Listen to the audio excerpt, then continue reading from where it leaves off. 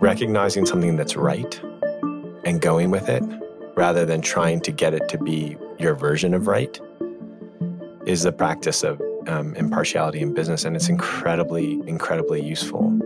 Welcome to The Art of Accomplishment, where we explore how deepening connection with ourselves and others leads to creating the life we want with enjoyment and ease. My name is Brett Kistler. I'm an adventurer, entrepreneur, and a self-exploration enthusiast. I'm here with my co-host, Joe Hudson. Joe is a business coach who spent decades working with some of the world's top executives and teams, developing a unique model of human patterns that underpin how we operate with ourselves, each other, and the world. A good entry point into this model is a mindset called VIEW: vulnerability, impartiality, empathy, and wonder. Through understanding and cultivation, we learn to easily drop into the VIEW state of mind, deepening self-awareness and increasing our connection with the world around us. To learn more about this podcast or courses, visit artofaccomplishment.com. In today's society, we have this archetype of the successful leader as a commander, someone who knows what they want and bends the world to their will in order to get it. But so many of us end up elbowing our way into loneliness or controlling our lives into a place we later realize we don't want to be. How can we have clear goals and desires while staying in flow with reality? What if accepting the outcomes we're avoiding makes our desired outcomes more likely? On today's episode, we'll be discussing impartiality, the I in VIEW. So, Joe, describe what you mean by impartiality. My 11-year-old girl yesterday asked me that question. It was cool because it gave me a very different answer, explaining it to an 11-year-old. The answer that I normally give is, it's to not have an agenda for another person, at least in the VIEW modality. It means that when you're having a conversation, you're not trying to get the other person anywhere. So that's what it means in that way. But the way I explained it to my daughter was, it's saying, I trust you. You know what's best. And when you're talking to somebody else, right? So you're saying, I trust you. You know what's best. I'm going to follow your lead. I think you know what you need better than anybody else could know what you need. You have more information and data to know what you need. And I want to explore that with you. That's impartiality. But what most of our conversations are very partial. And it would be things like, I know what you need. Let me give you advice. I want you to be better. I want you to be healed. I want you to be different. I want you to feel like I'm valuable in this conversation. So that's the partiality instead of the impartiality. So that's what I mean. Particularly in these kind of conversations, there's other ways to think of impartiality generally, and that are really important in one's journey. And we may or may not get into that, but for the context of a VIEW conversation, that's what it means. And the reason, on some level, that this is so important is because the subtle message behind partiality is that you think that you're smarter than the other person. If I know what's best for you, if I can give you advice, you think you think you know what's up. And that's basically agreeing with the essential myth that so many of us live with. And it's the essential myth that we're not good enough. And so if you're telling somebody that, you're also making that true for them. Whereas if you are looking at them and in the conversation, you see them as wise, you speak to the wise part of them, the part of them that knows, then that's the part that's going to come out and meet you. And that's what you get in that conversation. Instead of the helpless person, you get on the other side of the conversation somebody who's wise, because that's the part that you're asking to talk to and that you're talking to. Let's dig into that not good enough part a little bit more. And what is impartial about that? Yeah, so there's this correlation between thinking that you're not good enough, and let's call that shame, and that there's actions that prevent you from being happy, right? So it's like you think you're not good enough because you haven't worked out. You think you're not good enough because you still get angry. You think you're not good enough because women don't like you. And you think that if you do all that stuff, if you work out enough and if women like you or enough men like you or whatever it is, then you're not going to have shame and then you're going to be happy. But the causation is actually the opposite of what people think. it's far more that shame causes the actions than it is that the actions are what cause the shame. Meaning if you remove the shame, then it's very easy for the working out to happen and for people to want to be with you and all that stuff. It's the shame is kind of like the locks that keep the chains of bad habits in place. I think there's a guy, Adi Ashante, who said that. And that's what I mean. It's like, it's the shame that holds the bad actions in place, or I don't want to call them bad, but the actions that prevent us from being happy. I like this like dual direction of causation. I think it would be interesting to see it sort of as a loop as well. Our actions and the consequences to our actions can create shame, and they can also heal us.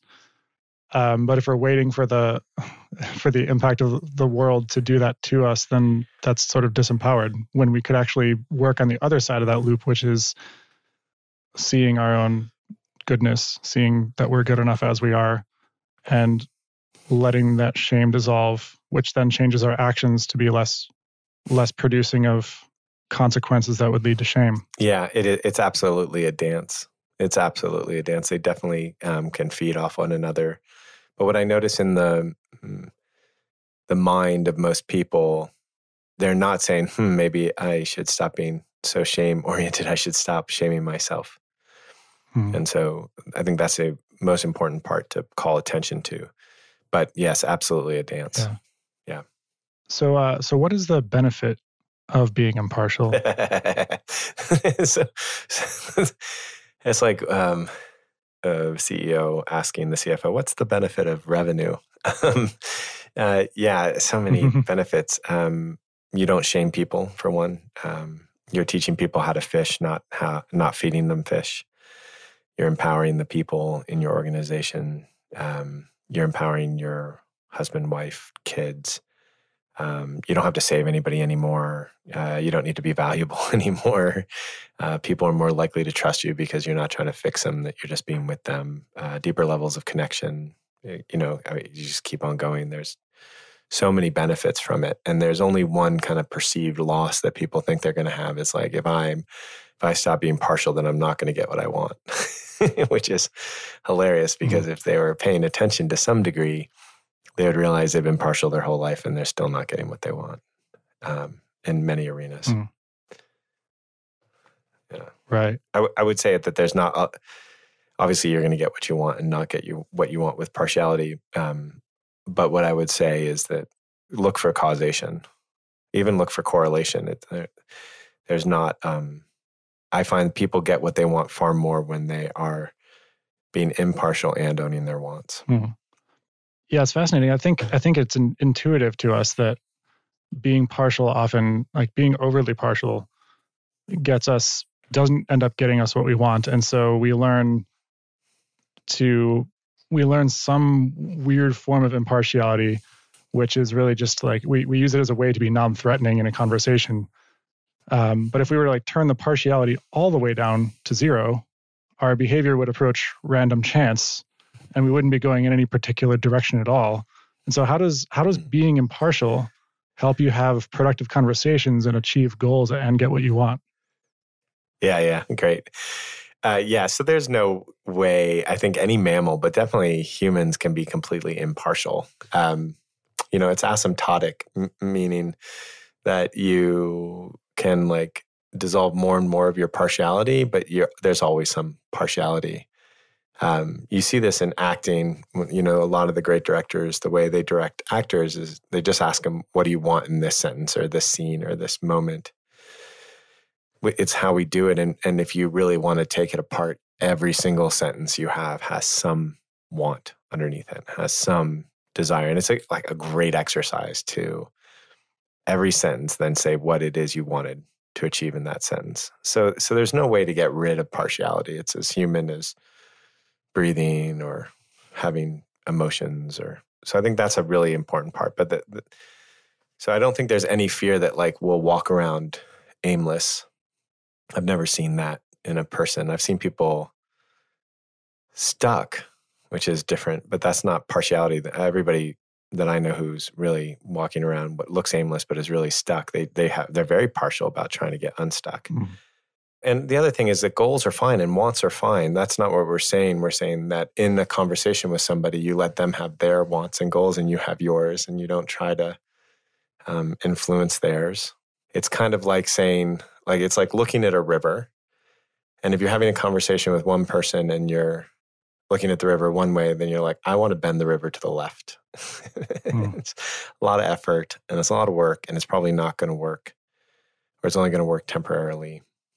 Whereas if the other one is like, where does the river naturally want to go, and how does that work with me, or how is it important to me not to work with that, is the other way to look at that conversation. And being impartial is far more like that. What are a few more examples of that, like of that metaphor in real life? Hiring people. So earlier in my career, I would hire people and I'd be like, oh, they're talented. I want to try to get them on board. Or I had a vision for somebody and I'd be like, okay, and now it's just like, and I think I took it to the other extreme for a while, which was like, I would just ask people what they want to do. And if it wasn't exactly what I wanted, then I wouldn't hire them. It's like, I would far rather work with somebody who is wanting exactly the role that I have to offer. So that's another way of looking at the impartiality. So I'm not trying to convince anybody who's talented to come and work for me. I'm just saying, this is what is my reality. This is my world. Do you want in? Is this something that inspires you? And then I know I have them. I don't have something I've convinced, to show up. So also saying no in sales is another great example. The best salesman will challenge, ask difficult questions, will even, look at a pipeline and try to get to know as quickly as possible. For instance, I worked with this artist who was having a hard time selling his stuff. And I said, look, your job is to go and get 50 rejections. I need you to, in the next 6 months, get 50 rejections. And after the 10th call that he made, he was in 3 galleries. Because as soon as he could drop the partiality of trying to convince them, then he was successful at being himself, which is what they wanted, particularly from an artist. But if anybody who's done a good sales program, they know that getting to a no is just as important as getting to a yes for time and effort and energy. And also, here's another way to think about it. Think of your best bosses. Think of the people or clients, if you've never had a boss, like who are the people who have kind of been responsible for your paycheck and have been the best to work with. And you'll notice what they are is they're incredibly clear with their wants. This is what I want. But they're not self-serving. What do you mean by that? It means that they're being impartial. They're saying, this is what I want.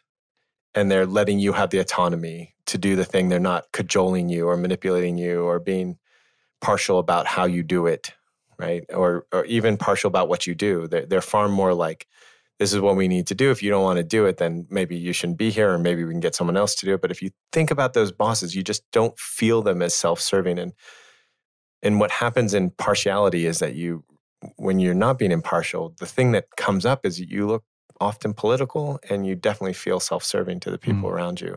Whereas if you just own your wants clearly, and the way this works in, say, a view conversation is you can just own your partiality in the middle of a conversation. And it's a very vulnerable thing to do and say, oh, I noticed that I'm trying to fix you and I'm so sorry.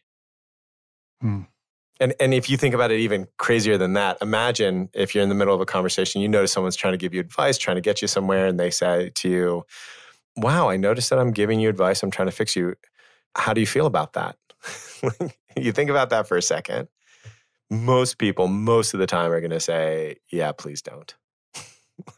Yeah. And yet we're freaking doing it all the time. And so that's how it builds trust and connection.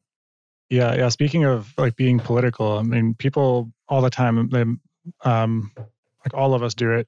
We manipulate by hiding our true intentions and subtly nudging a situation in the direction that we want it to go. And this could sometimes be confused with impartiality. But I don't think that that's what you're getting at. What's the difference between actually being impartial and just acting the part in order to manipulate? And how do we tell in the moment if that's what we're doing? Yeah, you're correct. They're not the same thing. And it's true that there's a body sensation that goes with each one of them. And And impartiality, like view, is really a state of mind, state of being. You know it when you feel it more than you know it if you're doing it intellectually. But I would say it's the same difference as hitting somebody in the face and or hitting them in the back while they're not looking. Right? If you're subtly nudging or trying to, and you're not owning your partiality, if you're not owning your wants in that situation, then you're not being straightforward with them. It's a subtle form of lying. And the other thing is that most people know when you're doing it, right? Most people, when someone's doing that most of the time. We kind of have this social contract that says, yeah, everyone kind of does that, so I'm going to put up with it. But none of us like it. And none of us like doing it. I mean, that's one of the other things is that if you want to know how it is in your body, it's uncomfortable. It's uncomfortable, and people can feel it, and you can feel it in others. And of course, there's some folks who are intentionally duplicitous. It's definitely not the majority of people, which I think is a misunderstanding. I think a lot of people who see someone who's duplicitous, they feel like, of course, it's intentional. I find that often it's not. It's like a blind spot of narcissism and other things. Collective awareness. But yeah, exactly. But it's like the only time we really believe those people is when we want to, when we're trying to fool ourselves anyways. So that's the other thing is like the thing that you notice about people who are duplicitous intentionally, it always blows up in their face. And sometimes it takes 5 years, but it hardly ever takes more than 5 years to do that. Whether you see this on a large economic scale or in relationships, it eventually blows up on you. Which is interesting because you can see people who are like not scrupulous, right? You can see people who are like maybe do morally questionable things, but they're straightforward about it and they can actually do it for a long time. But when they're not being straightforward about it, it almost always blows up, which is a really particularly interesting phenomenon. Yeah. As far as how it is in the body, it's different for other people. Each person kind of, their body registers things a little bit differently, but all you have to do is feel, like you can do a feel right now, go into a memory of when you were kind of being subtly manipulative or not subtly manipulative and feel how that felt in your body. And then feel how it is when you're being straightforward with your wants. Even if it's scary, you can feel it and that's going to inform you. Your body will know it much quicker than your mind will. I feel like a lot of times that I've done that in the past, it's been more just like an avoidance of even recognizing that that's something that's in my awareness. But there is a part that's aware of it and it gets filtered out because it's inconvenient for my ego. Yeah, that's beautifully put. It's exactly. It's like, even if we don't make the ego the enemy, but there's something that we'd have to feel or look at if we admit that to ourselves, which is, I think, typically the case when we're being manipulative. We have a want that oftentimes we have a want that we're ashamed of having. And so we're, trying to get our wants met without having to admit that we have them. Yeah. I think that points to this whole practice being a state of being. Because if you're doing this logically and you're trying to meet the endpoint of, I should be impartial will get me better sales, will get me better relationships. And then you're constantly filtering for whether or not you look like you're partial or impartial. That ends up coming from a completely different place than if it's the state of being. Right. Yeah. If you want them to see you as impartial, then you're definitely being partial. Right. And it's going to be seen. Absolutely. Which makes this, begs the question, if true impartiality actually requires this state of mind that is actually impartial and that meaning okay with any outcome, then what can we do to cultivate that true impartiality when we are actually in reality afraid of so many things and so many outcomes? I've been just focusing on this a lot, this question of like fear of outcomes. So here's my new approach at thinking about this, which is I don't believe in outcomes. Like the only way you can believe in an outcome is if you believe time stops. But what about like a snapshot? Like believing in an outcome being some lossy snapshot of the future. But that's exactly the point, is that it had to stop. Like reality has to stop for there to be an outcome. Right. it's like this age-old problem of, hey, I wanted to see what my future is. And someone shows you your future and you're like happy and have a lot of money. And then like you get there and like 2 days later, you're broke, miserable, and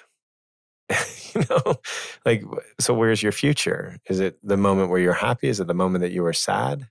Like what's happening there? So I don't believe in outcomes, because outcomes is the idea that there's some end state and there isn't. But with that said, I understand we have our fear, and our fear creates the idea of outcomes.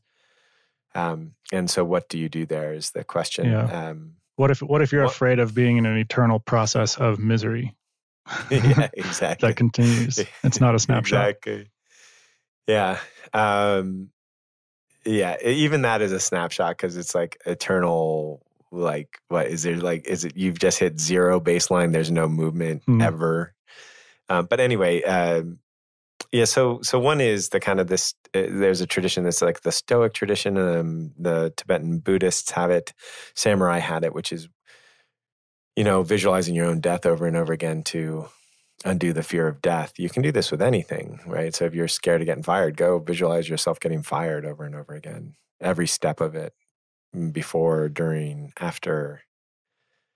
Feel everything that you would have to feel if you got fired, because our fear really isn't about the thing happening. The fear is what we will have to feel if the thing happens. Right? If someone's like, you're going to get fired, but you're going to be absolutely blissed out the entire time, you're going to find out it's like an absolute joy and pleasure, and then you're not going to have enough money, but that's okay, because it's not going to even dawn on you that you don't have enough money. You're just going to be in this place of absolute loving the situation as it is. And then money's going to come, and you're going to be not attached to keeping it. It's like, oh, it was I don't have any fear of the future. The fear is all in the emotion. So going through the situation in your mind and feeling all the emotions can really free you of the fear, because all of the emotions can be enjoyed, can be welcomed, can be loved. That brings up something really interesting. And in my experience base jumping, often, like before jumping off of a cliff, you visualize the jump. And I frequently found myself visualizing all of the ways I could die on the jump, visualizing pushing off in the wrong way. And the thing that I ended up like actually visualizing was the moment of terror when I realized I'd fucked up and, had gone past a point of no return, out of control.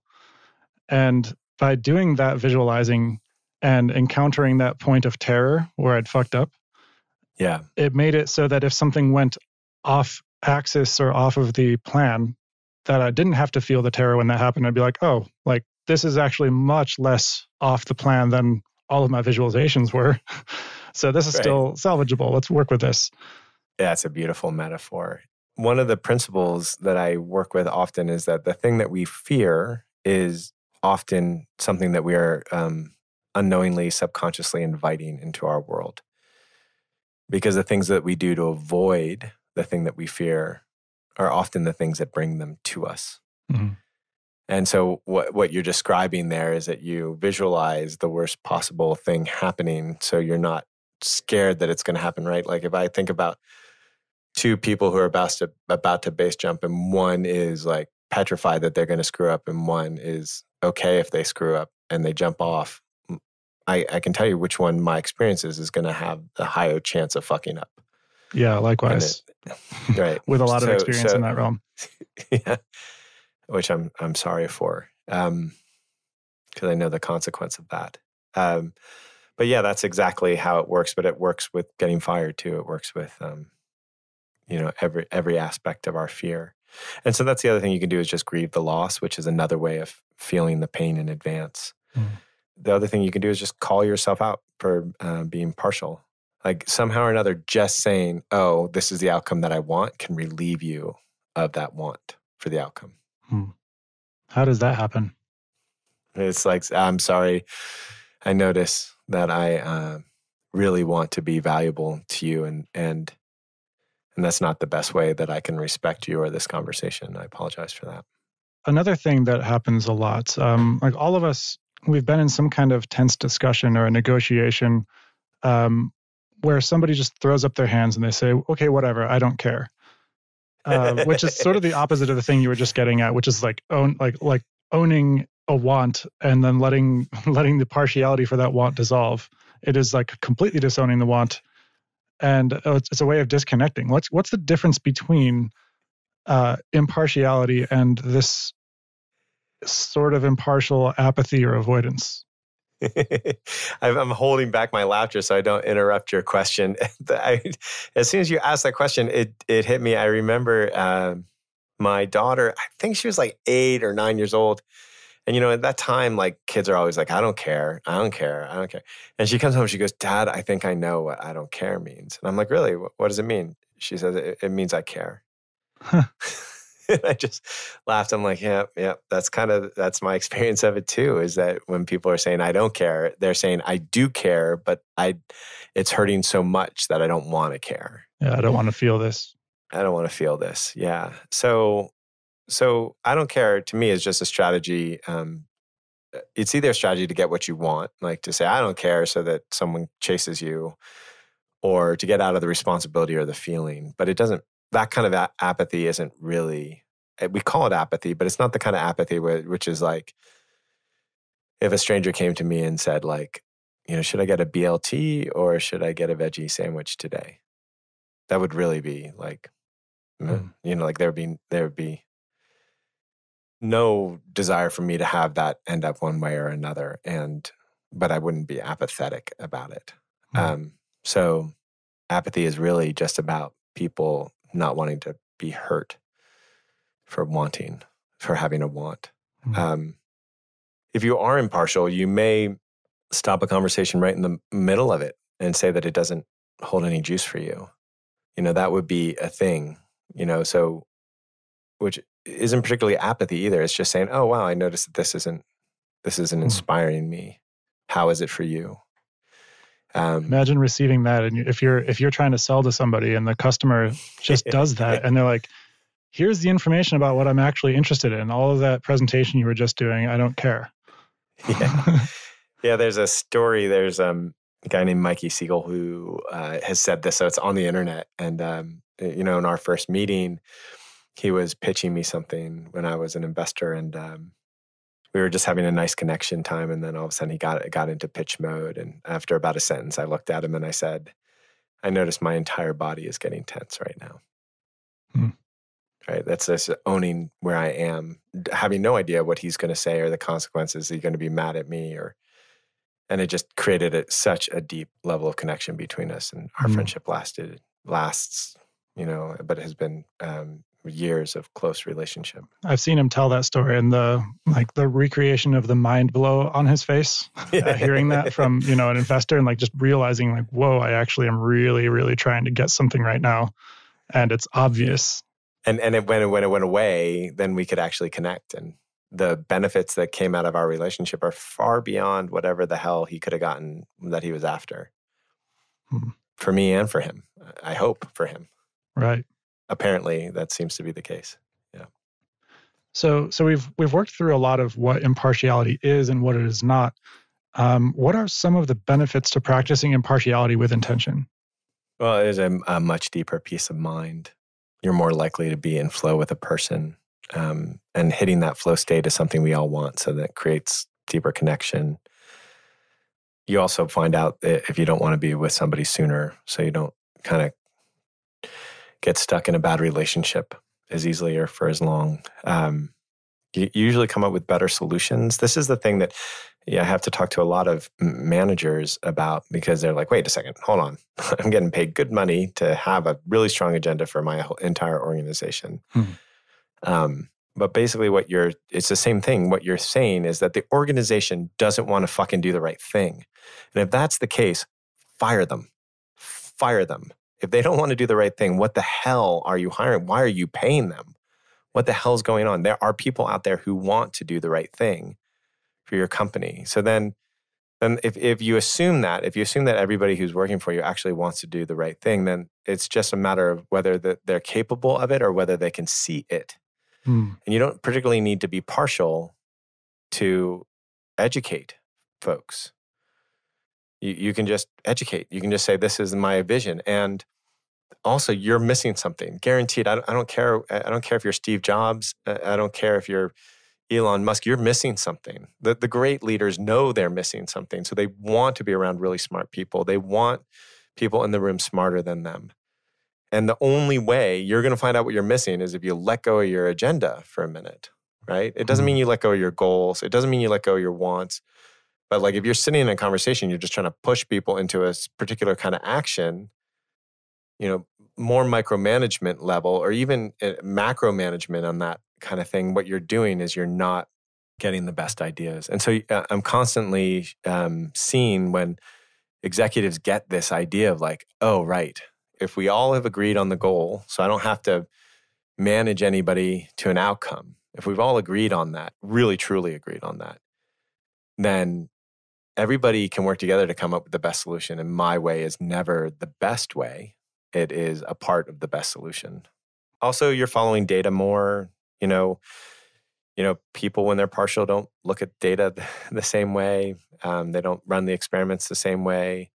So you get to see what's real, which is a far better way to build a business or a relationship with what's real rather than what you want. I think the other thing is that you won't have the same conversation with the same person 10 times. Right. We all have that relationship or have had that relationship where it's just like, I'm talking to this person about their bad marriage again, right? And I guarantee you, if you're in that, it's because you want them to be different. Because if you were impartial, that conversation wouldn't come back over and over again. Yeah, it's like the only thing that could keep you in a stable loop in that way would be that you have some impartiality that is creating a confirmation bias, filtering your information to fit a certain story. Yeah. That's really interesting. So how do our personal lives and our professional lives change as we practice impartiality? What happens to us internally and what happens around us? You're going to find yourself surrounded by a lot less people stuck in victim scenarios in their mind. You're going to learn a lot more and therefore have better ideas because you'll spend that time that you are trying to manage people and learning instead of in management. You will have to draw more boundaries. That's a really important thing. Like one of the reasons people are so partial is because they're not drawing the boundaries that they want or not explaining the vulnerable want that's in their system. What's a good example of that? Oh, it's easier to try to fix your friend who's dating the same guy with a different name 10 times in a row than it is to say, I don't want to hear this story anymore. Another example is I have, let's say I have an employee and they're consistently not doing the things that they've said they're going to do.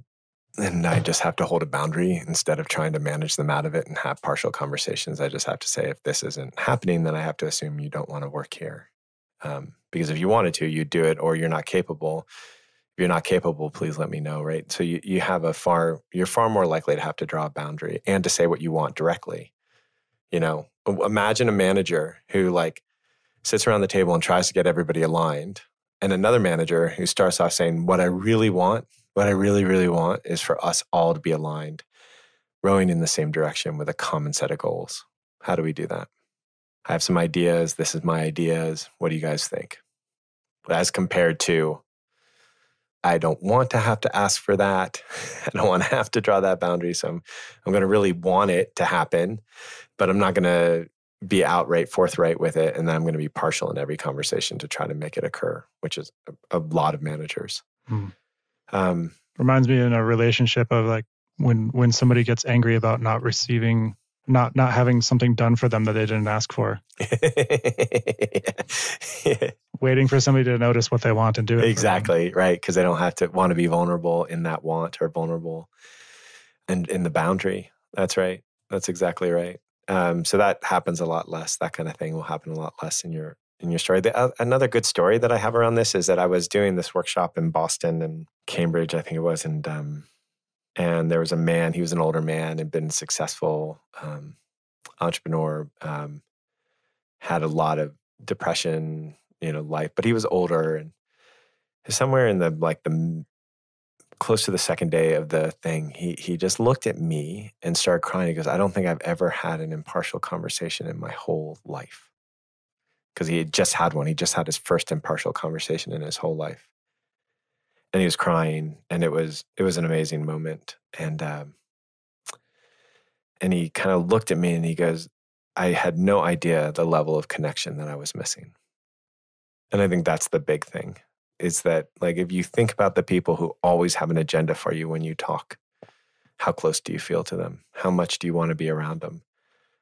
Like, like how defended do you feel? And I mean, and if you're a parent, especially of an adult child, if they don't want to be around you, I guarantee you have an agenda for them.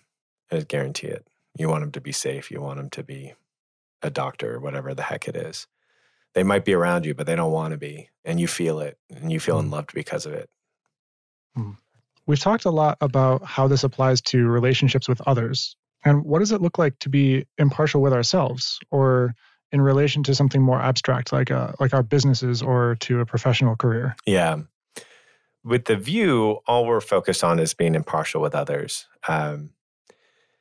So I just say if you're in the conversations, doing the course, using the framework, really just focus on being impartial about the outcome for the other person, where they end up. But yeah, it's a deeply beautiful and powerful practice to be impartial with yourself. If you think about meditation, there's a saying that goes, most people who are meditating are managing themselves, which isn't meditation, it's torture. Meditation, when you're not managing your experience, when you're happy with whatever experience is occurring, then it's just bliss, it's just joy. So learning to not manage yourself in moments is incredibly useful, because what it is it's basically saying, I trust my inherent goodness. I trust my impulse, the impulse of life that moves through me. So that's kind of the big benefit, because that is the path that leads you to deep self-recognition. But, we all have expectations of ourselves that we cling to, and they're painful, and we're constantly revising them, and we're constantly trying to, get ourselves somewhere, and it causes us a tremendous amount of pain. We have this voice in our head that's just often quite violent and abusive, and a practice of impartiality with yourself is really useful. The impartiality with business it's again that really subtle thing about it's good to have wants, it's good to have goals. How you get there that is where the impartiality can be incredibly useful.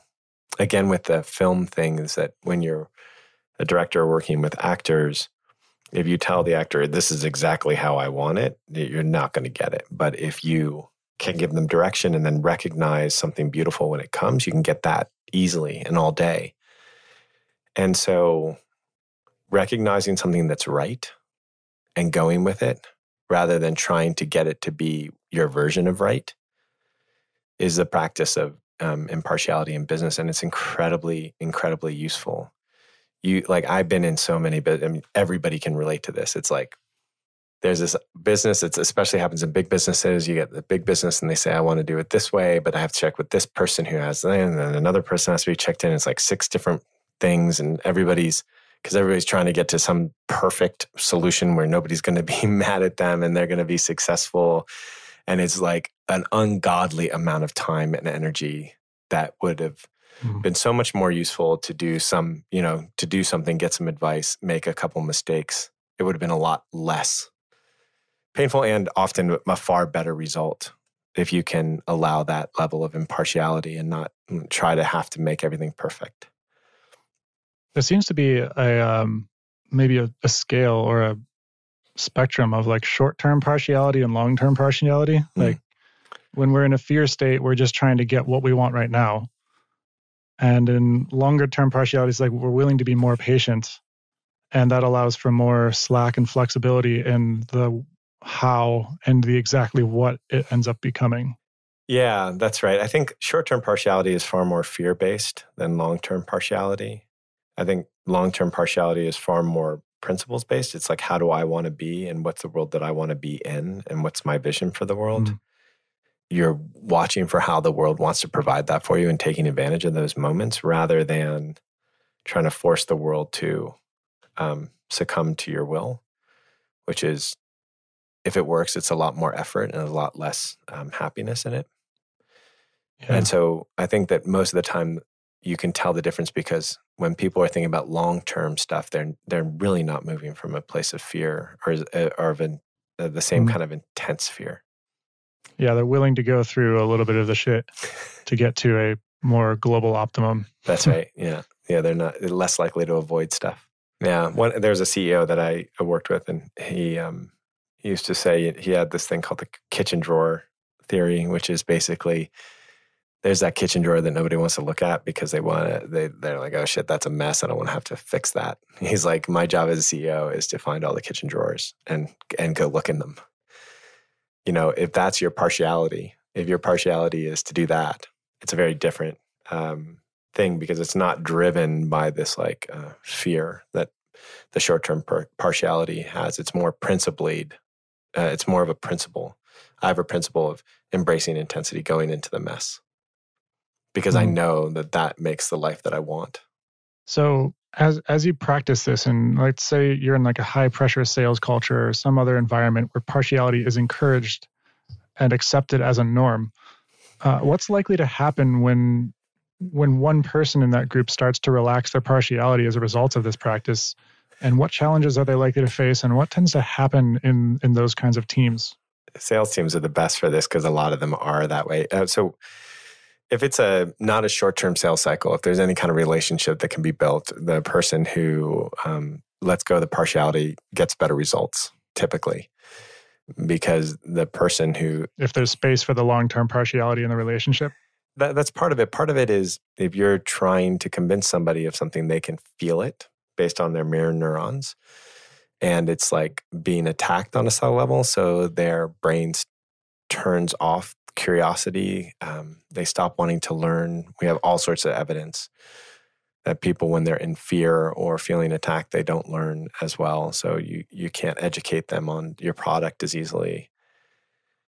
If people see that you really care for them and want them to make a best decision for them and that you're following their wisdom, then eventually you're going to make a lot more sales than the short-term thinking. But there's obviously some sales organizations where that doesn't work because it's like a phone bank. You just call people. And so aggression works because there's some people who will do what you say when you're aggressive with them. That's their personality type. And in the long term, that might not actually be what's best for your company because you attract a certain type of customer and then your product gets fit to a certain type of a market. Yeah. And somebody else could do a better job of serving the customer in a more long-term way and then wipe you out. That's actually happening right now in all places. There's a company that's doing something like this in credit, in buying bad debt. And there's a company out there, I can't remember the name, but bad debt. Debtly? Say it again? Debtly? Debtly, yeah. I guess that's it. But basically it's the same thing where most of the debt is like, I will intimidate you until you pay me. And these guys come in and they're like, I want to work with you about this. And most people want to also relieve their debt and they get a much better result. And it's just a perfect example of how that happens. And if you have a phone bank, it's all a numbers game, like make 100 calls so that you can get 3 or 4 to work.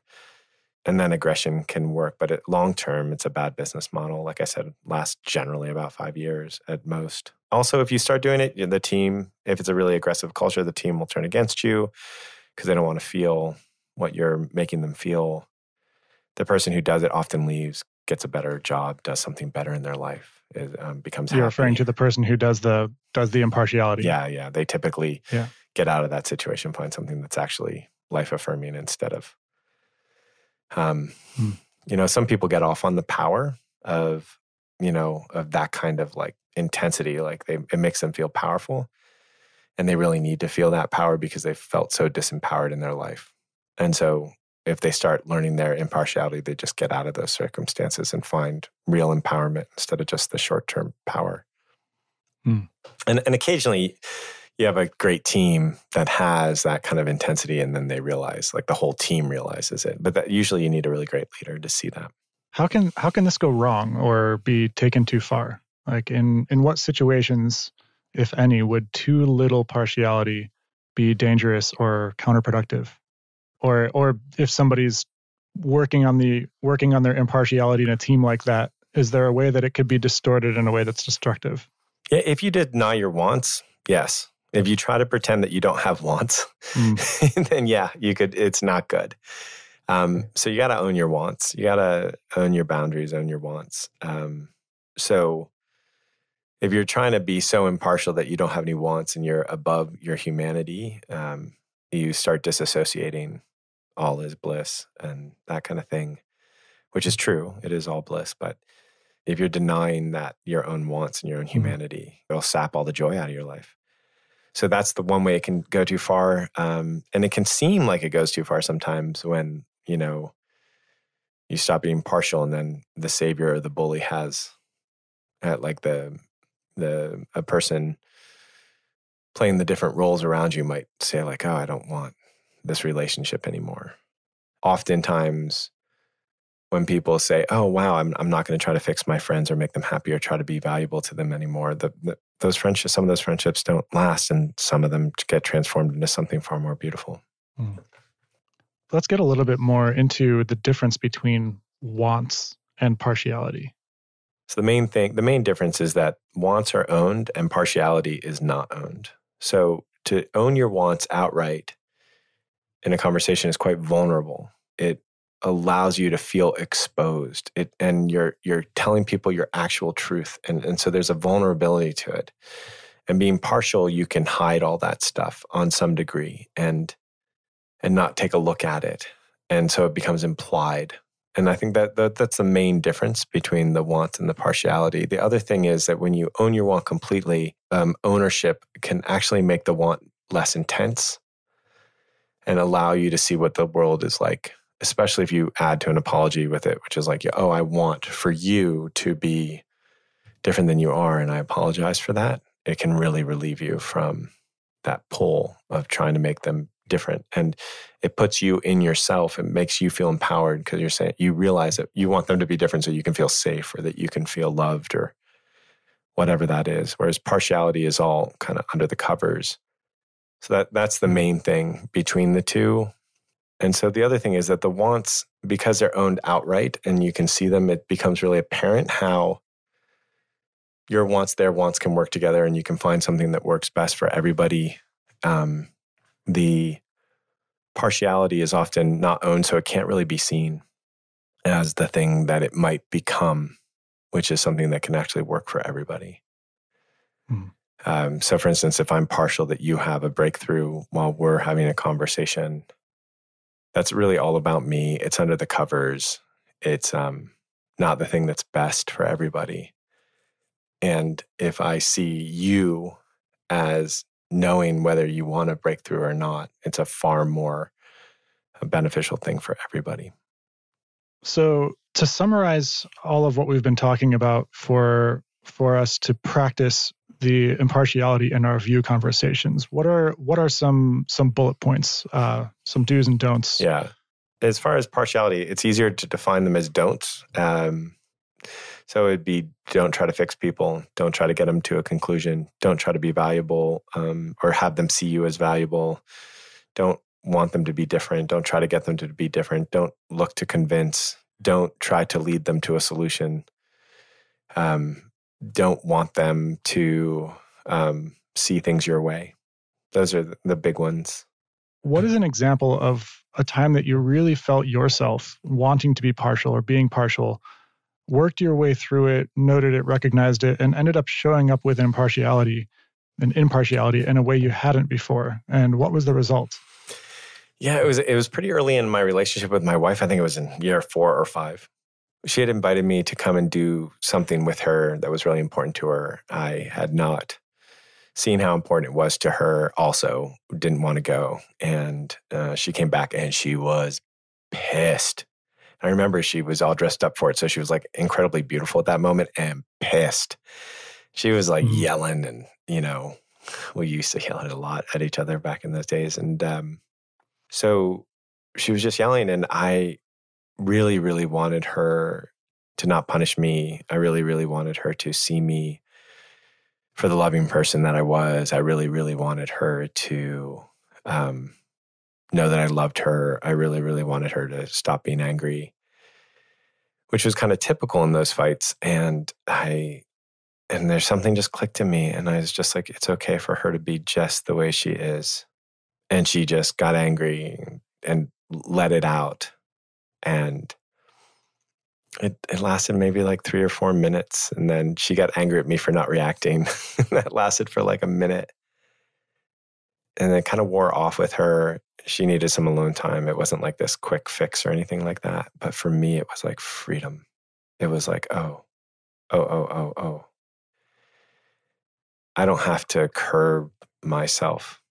I can be me here. I can be me in the face of this. I can love her. And it was love. It was like, I can love her just as she is, no matter what's happening. And the freedom in that was outstanding. It's such a peaceful place to be in. That's a beautiful story. Thank you for it. And thank you for another great episode. Yeah, a total pleasure. Thanks for making the time. Thanks for listening to The Art of Accomplishment. If you enjoyed what you heard today, please subscribe and rate us in your podcast app. We'd love your feedback, so feel free to send us questions or comments. You can reach out to us, join our newsletter, or check out our courses at artofaccomplishment.com.